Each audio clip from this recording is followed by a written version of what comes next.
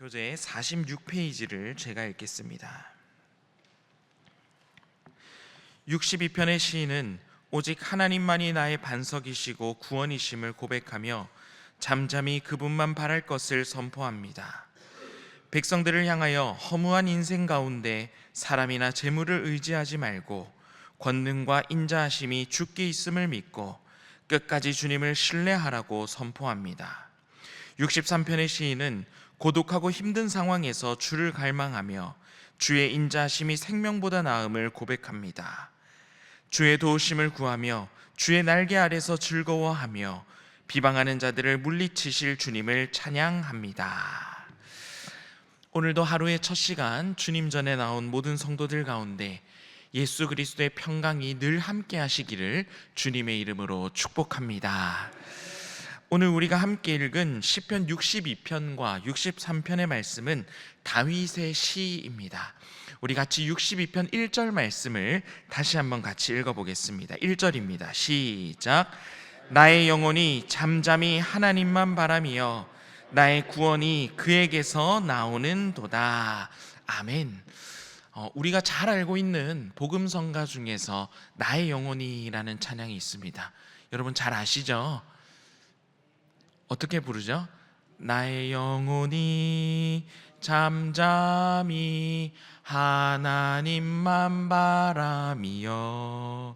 네, 이 찬양이 우리가 읽은 시편 62편의 그 말씀을 바탕으로 쓰여진 가사입니다.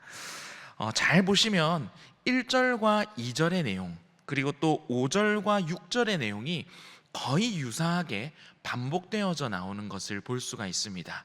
1절과 2절 그리고 5절과 6절의 내용이 그만큼 중요한 말씀이고 시편 62편의 주제가 되는 말씀인 것을 우리가 알 수가 있습니다. 시편 62편의 주제는 어려움이 있을 때 잠잠히 하나님만 바라보아라. 어떤 상황 가운데서도 흔들리지 말고 하나님만 붙잡고 신뢰해야 함을 우리에게 가르쳐주고 있는 시인 것입니다. 그런데 여러분, 우리가 꼭 기억해야 될 것이 한 가지 있습니다.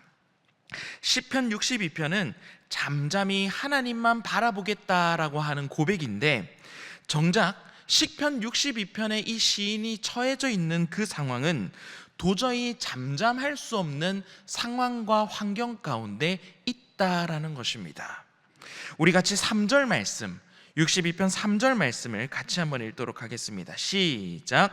넘어지는 담과 흔들리는 울타리 같이 사람을 죽이려고 너희가 일제히 공격하기를 언제까지 하려느냐. 아멘. 지금 여러분, 다윗이 처해져 있는 상황이 어떤 상황입니까? 자신이 처한 상황을 넘어지는 담, 흔들리는 울타리로 묘사하고 있는 것을 볼 수가 있습니다. 넘어지는 담과 여러분 흔들리는 이 울타리가 얼마나 위태롭고 위험한 상황입니까? 지금 다윗은 위태로울 수밖에 없는 상황, 위험할 수 없는 상황에 처해 있는 것입니다. 그리고 3절에 이어지는 뒷부분의 말씀을 보면 사람들이 일제히 다윗을 공격하고 있다고 이야기하고 있습니다.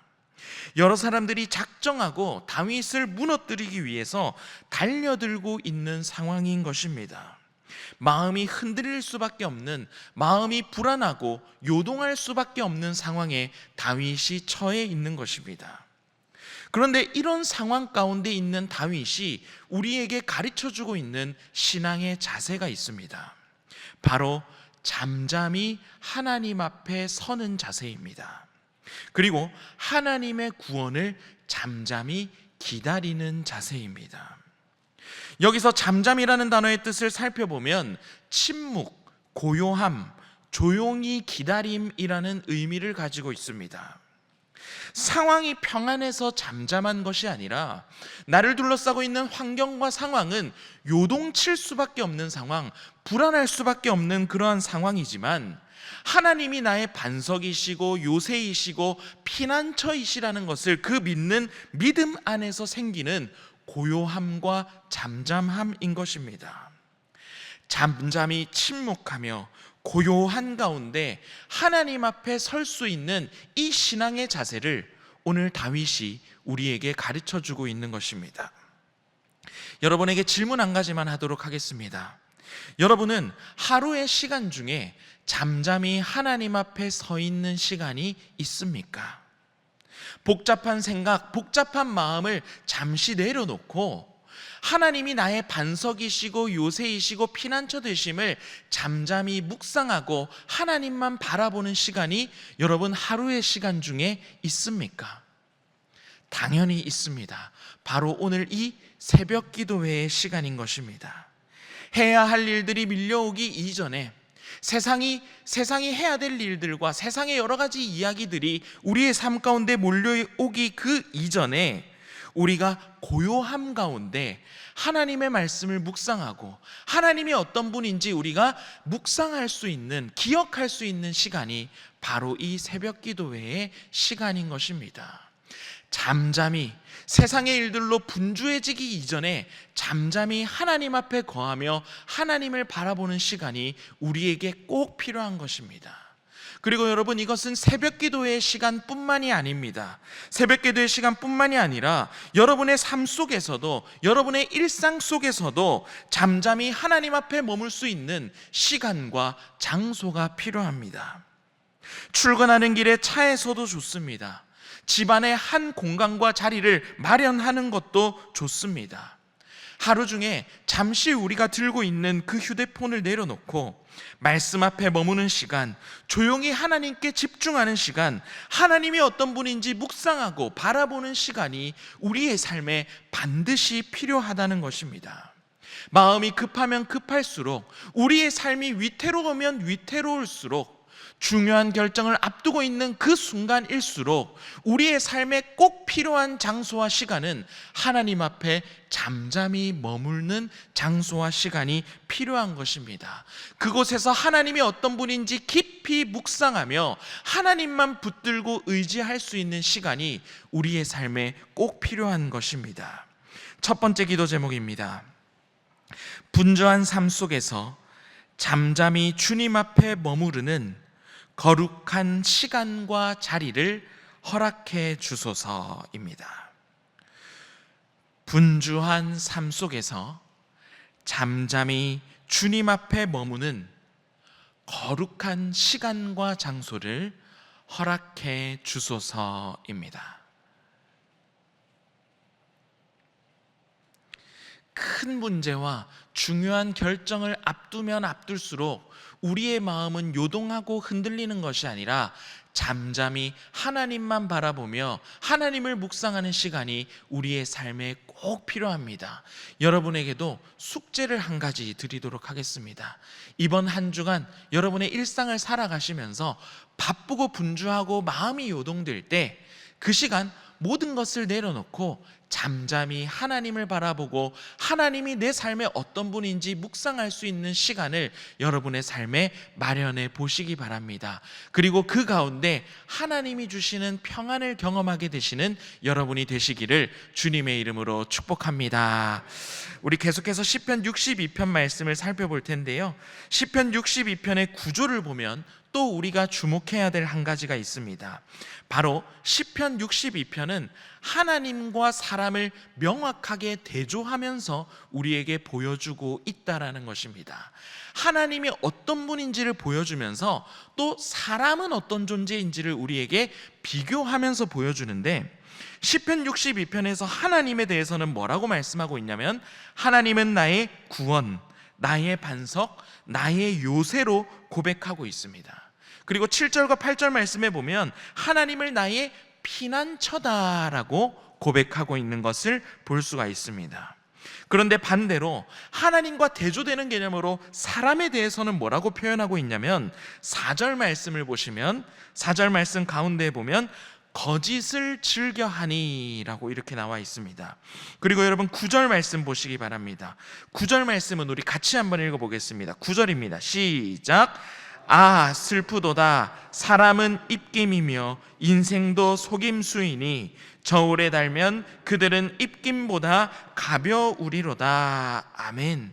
사람에 대해서는 여러분 뭐라고 기록하고 있냐면, 사람은 입김이다, 사람은 속임수다 말씀하고 있습니다.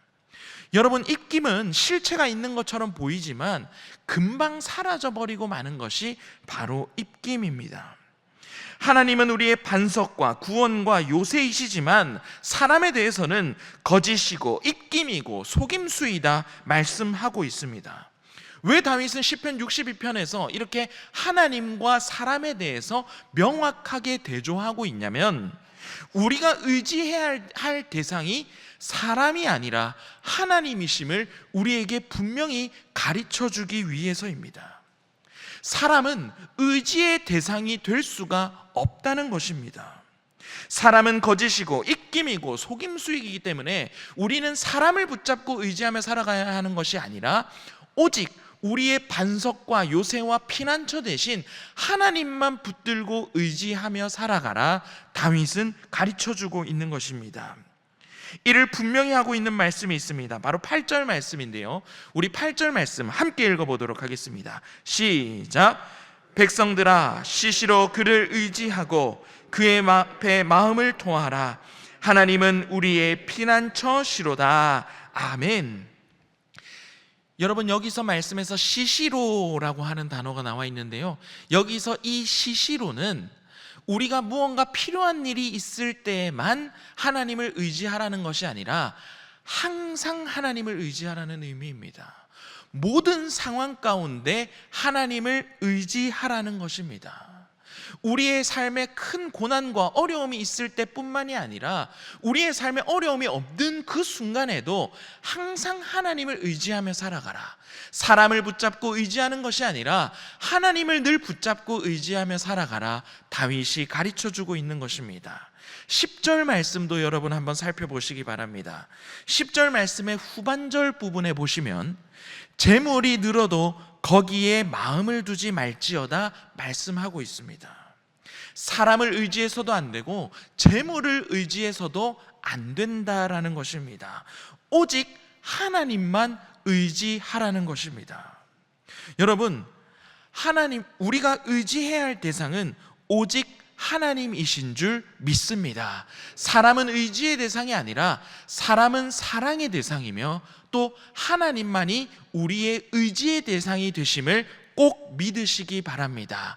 우리의 삶의 모든 순간 가운데 큰 일이 있거나 어려움이 있을 때뿐만이 아니라 모든 상황과 모든 순간 가운데 시시로 하나님만 붙잡고 의지하며 살아가는 여러분이 되시기를 주님의 이름으로 축복합니다. 두 번째 기도 제목입니다. 우리가 의지할 대상이 하나님 한 분밖에 없음을 항상 기억하게 하소서입니다. 우리가 의지할 대상이 하나님 한 분밖에 없음을 항상 기억하게 하소서입니다.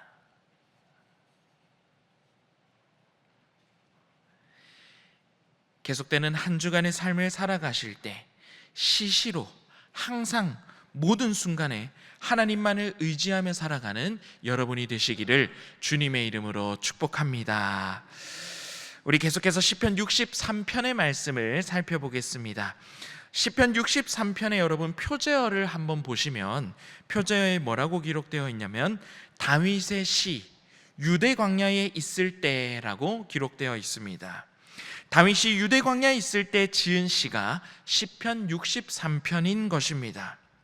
여러분, 광야가 어떤 자리입니까? 어떤 곳입니까? 광야는 편안한 자리가 아닙니다.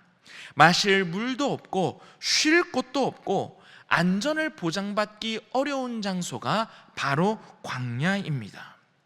고난을 통과해내는 그 자리가 여러분 광야의 자리인 것입니다. 그런데 그 광야 한가운데서 다윗이 뭐라고 고백하고 있냐면 우리 읽었던 시편 63편 1절 말씀을 같이 한번 읽어보겠습니다. 1절입니다. 시작. 하나님이여 주는 나의 하나님이시라. 내가 간절히 주를 찾되 물이 없어 마르고 황폐한 땅에서 내 영혼이 주를 갈망하며 내 육체가 주를 앙모하나이다. 아멘. 다윗은 물이 없는 황폐한 땅에 서 있습니다. 먹을 음식도 없습니다. 나를 안전하게 지켜줄 것도 아무것도 없는 곳이 바로 광야입니다. 그런데 다윗이 이 광야에서 무엇을 찾고 구하고 있냐면, 물이 없어 메마른 땅에서 물을 찾고 구하는 것이 아니라, 내가 먹을 식량과 음식을 찾고 구하는 것이 아니라 간절히 주님을 찾고 구하고 있는 것을 우리는 발견할 수 있게 됩니다. 다윗이 뭐라고 고백하고 있냐면, 내 영혼이 주를 갈망하며 내 육체가 주를 앙모하나이다 라고 고백하고 있습니다. 여러분, 여기서 우리는 또 중요한 신앙의 원리 한 가지를 발견하게 됩니다. 분명 광야의 시간은 다윗에게 있어서 힘든 시간입니다. 고난의 시간입니다. 그런데 동시에 힘든 시간이고 고난의 시간이지만 하나님을 찾았던 시간이고 하나님을 갈망했던 시간이며 하나님과 가까워질 수 있었던 시간이었다라는 것입니다.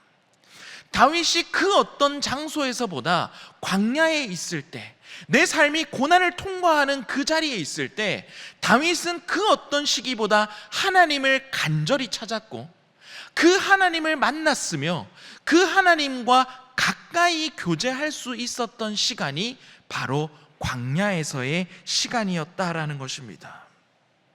여러분, 우리도 광야와 같은 시간을 보낼 때가 있습니다. 시험과 고난이 우리를 찾아옵니다. 그런데 여러분, 그럴 때일수록 우리는 기억해야 됩니다. 광야 한가운데 있을 때 그 시간이 하나님과 내 사이가 멀어지는 시간이 아니라 우리가 하나님과 더 가까워질 수 있는 시간이다라는 것입니다. 내 삶에 고난이 찾아올 때, 시험이 찾아올 때, 어려움이 찾아올 때 그 시기일수록 우리는 더 하나님을 앙모하며 하나님을 앙망하는 시간이며, 그리고 그 하나님과 더 가까워질 수 있는 시간이라는 사실을 우리는 꼭 기억할 수 있어야 하는 것입니다. 결국 다윗은 광야에 있을 때 하나님과 더 가까워질 수 있었고, 시편 63편의 뒷부분을 계속해서 읽어보시면 다윗은 이 광야 한가운데에서 하나님을 찬양하며 노래하는 모습을 우리는 발견할 수 있게 됩니다. 우리 3절 말씀 같이 한번 읽어보도록 하겠습니다. 3절입니다. 시작. 주의 인자하심이 생명보다 나음으로 내 입술이 주를 찬양할 것이라. 아멘. 여러분, 3절 말씀도 어디서 많이 읽어본 말씀 아닌가요? 이 말씀도 여러분, 우리 복음성가 찬양 중에 있습니다. 어떻게 부르죠? 맞습니다. 갑자기 제가 긴장해서 잘 안 불러지는데, 여러분, 이 찬양이 어떤 상황 가운데 불렸냐면 다윗이 광야 한가운데 있을 때, 고난 가운데 있을 때 이 아름다운 고백을 하나님 앞에 올려드렸다는 것입니다.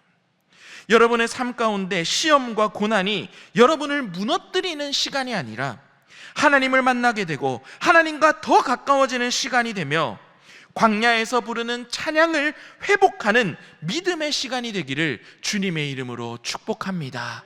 광야의 시간일수록 하나님을 더 찾고 더 찾는 가운데 하나님을 찾을 때 우리를 만나주시는 그 하나님을 더 깊이 만나게 되며 여러분의 삶의 그 어떤 시기보다 더 아름다운 찬양의 고백으로 하나님 앞에 찬양을 올려드리는 여러분의 삶이 되시기를 주님의 이름으로 축복합니다. 세 번째 기도 제목입니다. 시험과 고난의 시간이 하나님께 더 가까이 나아가는 계기가 되게 하소서입니다. 시험과 고난의 시간이 하나님께 더 가까이 나아가게 되는 계기가 되게 하소서.